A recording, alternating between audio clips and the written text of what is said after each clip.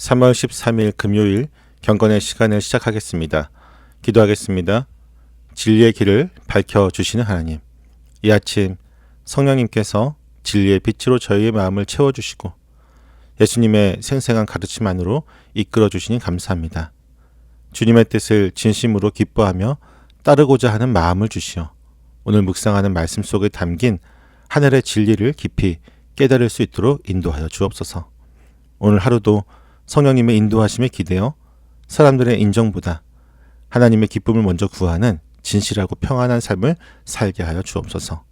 예수님의 이름으로 기도드립니다. 아멘. 요한복음 7장 10절에서부터 18절까지의 말씀을 보겠습니다. 같이 읽습니다.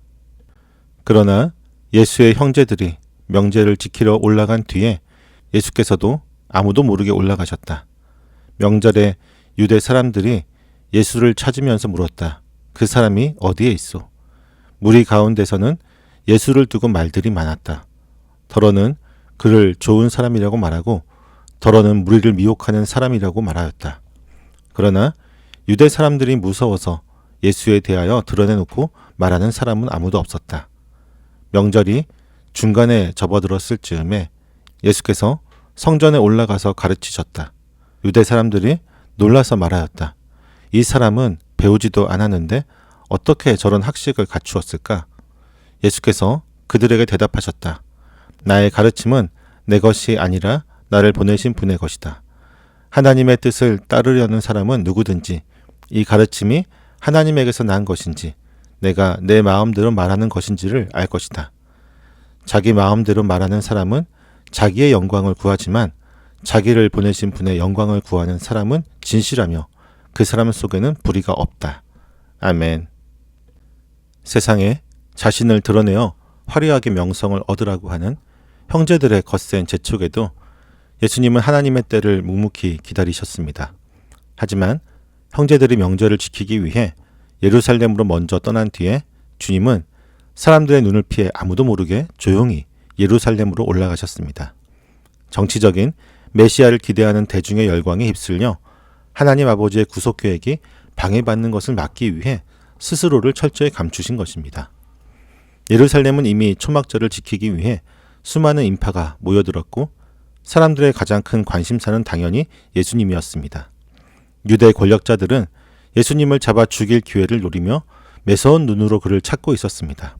반면 거리에 모인 무리들 가운데는 예수님을 두고 엇갈린 평가가 쏟아져 나왔습니다. 어떤 사람들은 오병이어의 기적과 치유를 떠올리며 그는 좋은 사람이다라고 칭찬했지만 또 다른 사람들은 종교 지도자들의 선동에 휘둘려 그는 무리를 미혹하는 자라고 하며 비난했습니다. 하지만 그들 중 누구도 광장 한가운데서 예수님에 대해 당당하게 말하지는 못했습니다.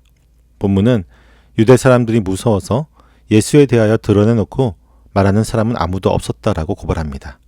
당시 종교 권력을 가지고 있었던 대제사장들과 바리새인들의 눈밖에 나게 되면 유대 사회에서 출교당하고 모든 사회적인 관계가 끊어지는 끔찍한 대가를 치러야 했기 때문입니다.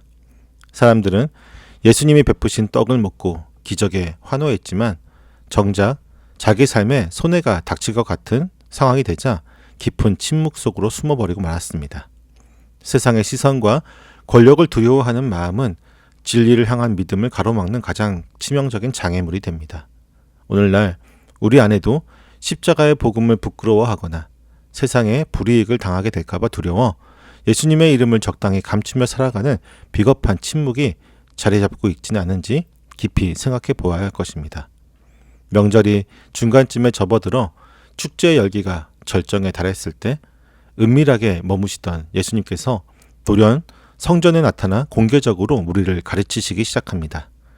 사람들의 시선을 피해 숨어 계시던 예수님이 이제 위험을 무릅쓰고 성전 한복판에 서신 것은 지금이 바로 하나님 아버지가 허락하신 거룩한 때였기 때문입니다.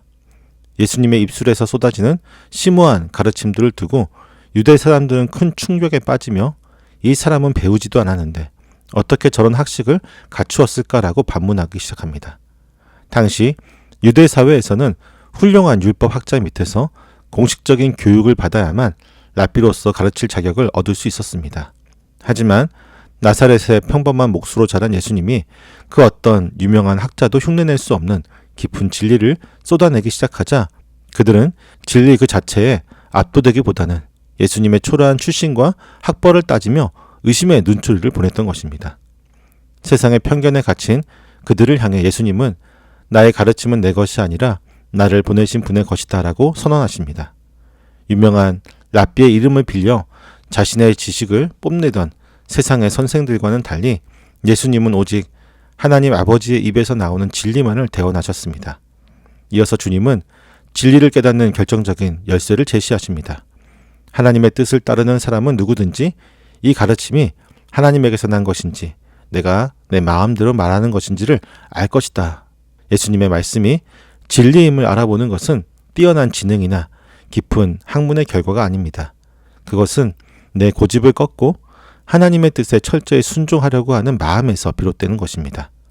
마음에 순종의 결단이 없는 사람은 아무리 놀라운 기적을 보고 탁월한 설교를 들어도 결코 십자가의 진리를 깨달을 수는 없습니다. 도덕적, 영적인 순종의 결단만이 우리의 어두운 눈을 열어 하늘의 진리를 온전히 알아보게 만드는 것입니다.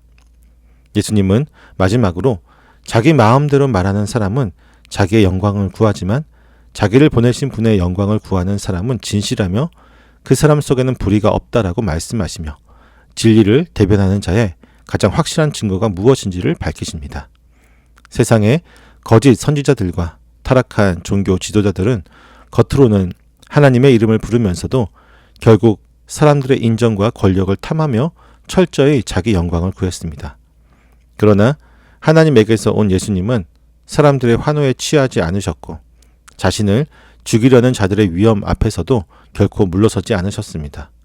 오직 자신을 보내신 하나님 아버지의 영광만을 구하셨기에 그분의 가르침은 진실했고 그 삶에는 어떤 불의나 사심도 없었던 것입니다. 예수님의 전생에는 오직 하나님의 영광을 위해 자신의 권리와 생명까지도 십자가에 아낌없이 내어주신 완벽한 순종 그 자체였던 것입니다. 예루살렘의 수많은 무리는 기적의 떡을 먹고 예수님을 좋은 사람이라고 칭찬하면서도 정작 세상의 권력이 두려워 진리 앞에 침묵했습니다. 그들은 훌륭한 율법을 자랑했지만 마음에 하나님의 뜻을 순종하려고 하는 결단이 없었기에 생명의 주님을 눈앞에 두고도 온전히 알아보지 못했습니다. 우리의 신앙은 지금 어디를 향해 있습니까?